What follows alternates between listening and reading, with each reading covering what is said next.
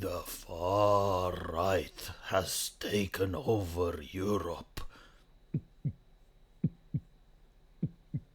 Wouldn't it be more entertaining if the media would actually present it like this? Because all of them are concerning right now. I was switching the channel, and all of them are concerned. Extremism, far right. The only thing is, like, you're looking at the journalist, and they're so calm while being concerned. Like if you guys ever lived through an earthquake, like an actual earthquake, right? And you look at the faces of your family members, they're concerned, and you can see the horror in their eyes because they're genuinely concerned, right? It's an earthquake. But these people are talking. It's like, oh my goodness, the far right, the extremism, Nazism, etc., etc. And their eyes are so bland, so calm. It's interesting, isn't it? So what exactly happened? Yeah, well, I guess like right-wing parties managed to win elections. Shocking, I know, in a democracy, every now and then the ideology changes. Oh, it's the end of the world, isn't it? The thing with the European Union, it doesn't even matter that much. Most people don't even understand the system of the European Union. They unironically think it's like a normal legislative body like the ones in their country. It's not. Like the people who vote to go in the European Union, they do not make laws. Like, laws are shown to them and they vote yes or no on them. So we're not going to see much change, which is actually good because the genuine extremists, like the genuine unhinged people that are like, oh, we need to ban all gas cars. Oh, we need to destroy Europe's economy. Oh, your gas stove, that's a problem. Yeah, in Romania, when there's villages in the middle of the mountains that have no connection to gas or anything, let's make it so that they can't burn down firewood. Yeah, like those extremists, they're going to have a difficult time in order to pass legislation now, because they're going to propose legislation and the people within the parliament are going to vote nay on that, assuming they don't get corrupt. Because a lot of people, they go to the European Union, they live the lifestyle, they enjoy all the luxuries, and they seclude themselves into this ivory tower. So even if they come from a good place of heart, and even though like they experience the hardships of the people, when you go to the European Union and you're surrounded by all this wealth that the taxpayer is giving you, a lot of them can change their minds. And also, a lot of them can be prone to corruption, blackmail. Like the EU, in case you don't know, is rated as one of the most corrupt legislative bodies in Europe. So yeah, I don't even know if it's going to slow it down that much. It does show that the people are finally fed up with all the bullshit that's coming from the EU. It will make it difficult for them to punish a country that doesn't want to play ball. So when you have something like Hungary that basically says, yeah, enough with the immigration. Like, we did the unthinkable. We actually did democracy in our country and we ran a referendum. I know, horrible, asking the peasantry. And they don't want it. So I know it's difficult for you guys to accept because you're kind of authoritarians lately, but we are running a democracy here, so we do have to listen to what the people are saying, especially when the referendum has crushing results one way. And usually the European Union, what it does, then we are going to create the European tradition of taxation without representation. In other words, the shit you do to colonies, right? And they're like, Hungary should still pay taxes to the EU, but you shouldn't get anything in return because this is punishment for disobeying. Yeah, those types of jokes are not going to fly with the new parliament, the new way that the seats are formed.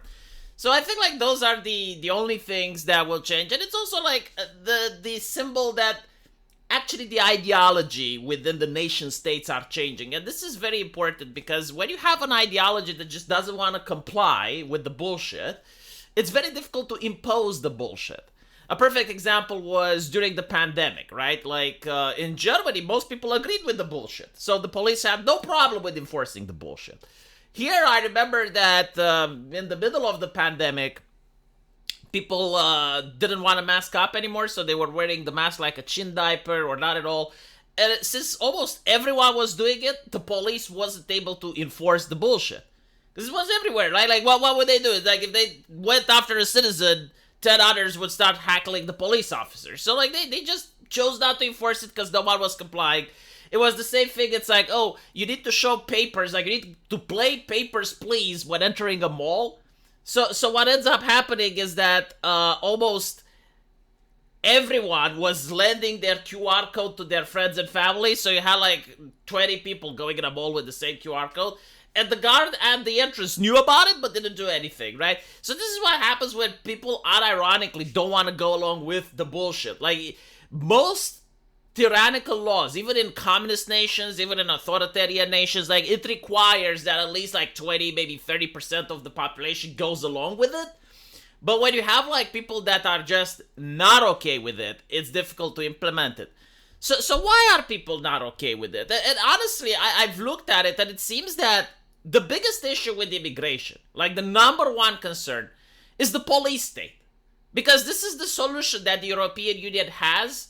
Whenever like people don't like what the European Union does, instead of like trying to have an open dialogue, instead of trying to communicate, instead of trying to address the issue, to negotiate like you're supposed to do in a democracy, no, they do police state thing, right? So they ask the social media companies, they ask Twitter, hey, ban, censor. They ask the banking system, hey, debank. They make laws. It's like, oh, this girl sang a rap limerick on Facebook. Let's see if we can get her in jail for it. I mean, just recently, you had this attack, which happened in Germany against an AfD member. German government asks for Twitter to censor that video. Like, why? The video isn't illegal, per se. Like, it shows an event that did happen in real life. There's no commentary to it. There's no editorializing to it. It's not CSAM, right? It's not that. So why can't the video be shown? Oh, well, the German government doesn't like it. Why? It makes the German government look bad. So if it makes the politicians look bad, because that's what it's about. That's what the police state is about. It's not to protect the actual minorities. It's to protect the politicians. They don't like this shit because, believe it or not, while this shit isn't as impactful as it should be, it is very impactful for the actual politicians that lost their seats now. Because it's hilarious to see how many leftists are like, oh, the 1%, oh, the Jeff Bezos, oh, the Elon Musk, right? Like, they don't like business people. But for some fucking reason, they absolutely love politicians. They absolutely adore politicians, and I don't know why. I mean, Elon Musk and Jeff Bezos, hate them as much as you like, but they're still producing something. Politicians just gorge themselves off of taxpayer money. And for some reason, they're under no scrutiny. Like, why is it that the EU politician requires this level of wealth? Requires this level of luxury? Like, I understand, pay politicians better, but like, dude, just look at what a EU politician gets. Look at the perks as well. Not just like the wage that, like the perks, the staff, all of that. Why does he get that and you don't? And he gets that from your taxpayer, right? Like, there's some working class dude that slaves for 10 hours a day in order to pay his taxes so that the politician can live like a king. Why is that allowed, right? Why is that the left is not complaining? So those people that are living like that now lost their jobs. Now they go home to stay safe and protect grandma. And that's why they hate it. That's why they need the police state. It's not to protect anyone. They don't care. Like, do you think they even have friends that are immigrants? Do you even think, like, if you take their smartphone and you look, they have even a single immigrant in their list? No, they don't. But what they care about is losing their privilege. And this is what happened. A lot of leftists lost their privilege today. Which is fine, if these guys that came in don't do a good job, maybe they should lose their privilege next elections. But at least we have noticed some change.